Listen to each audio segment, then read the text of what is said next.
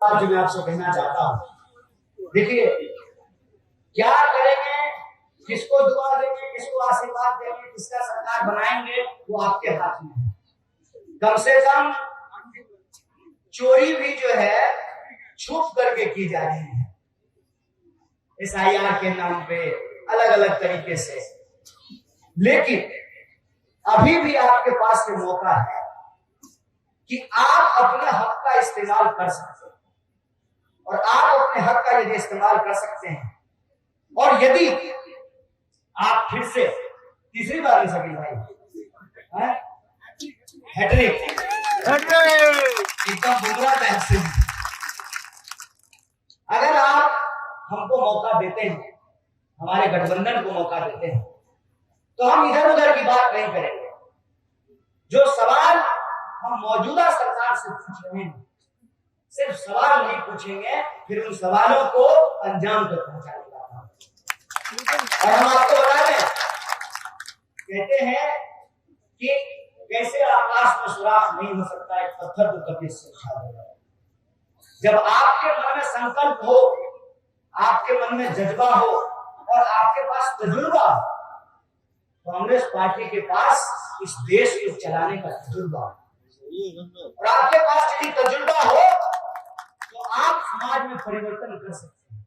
इसमें कोई दो राय है क्या कि इस देश में संविधान तो कांग्रेस पार्टी ही लागू की, इस देश में पहली सरकार कांग्रेस पार्टी ने बनाई, कांग्रेस पार्टी ने रेल बनाया, कांग्रेस पार्टी ने भेल बनाया, कांग्रेस पार्टी ने एम्स बनाया, IIM बनाए, सड़कें बनाई, पुल बनाई, लोगों को बराबरी का अधिकार दिया, रिजर्वेशन का अधिकार दिया, तमाम धर्म के लोग बराबर हैं, उनका अधिकार बराबर है, ऐसी व्यवस्था कायम की। ये तो कांग्रेस पार्टी का ही किया हुआ, ये तो कांग्रेस पार्टी ही है तो दम से अंग्रेजों के खिलाफ लड़ी। ये तो महात्मा गांधी की विरासत है, ये तो शहीद आजम भगत सिंह की विरासत है, ये तो अशफाकुल्लाह खान और राम प्रसाद बिस्मिल की विरासत है। ये कहते थे सरफरोशी की तमन्ना अब हमारे दिल में है, देखना है जो कितना बाज दिखाते हैं। इस तजुर्बे से हम आपको कहते हैं कि अगर महागठबंधन को मौका मिलता है तो जो सवाल हम उठा रहे हैं, रोजी रोटी, कपड़ा, मकान, शिक्षा, स्वास्थ्य, सड़क, बिजली, पानी, इन तमाम सवालों को हम हल करने की कोशिश करेंगे।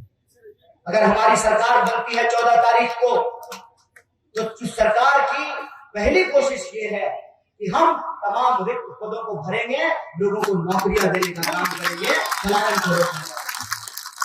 जो हमारी माताएं बहनें हैं, उनके खाते में 2500 रुपया पहुंचाने का काम करेंगे।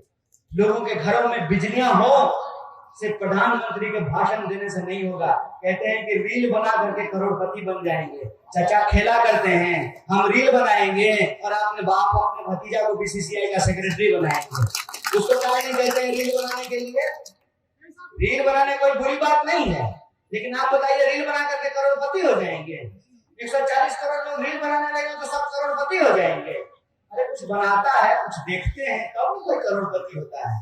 सब कैमरा लेकर के घूमने लगेगा, सब पत्रकार हो जाएगा, सब पत्रकार हो जाएगा तो दर्शक कौन होगा? ये कोई बात है?